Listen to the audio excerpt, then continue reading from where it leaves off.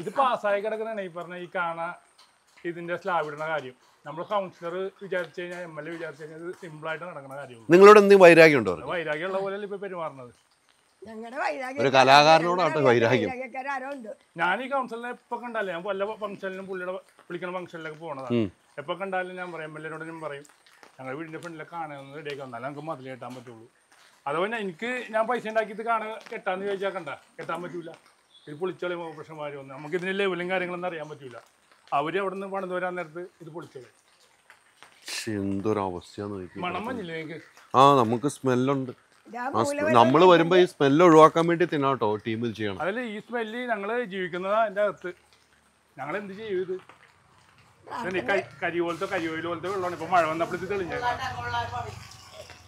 പ്രാർത്ഥന എല്ലാം പോലും നടവാല് തുറക്കാൻ പറ്റില്ല.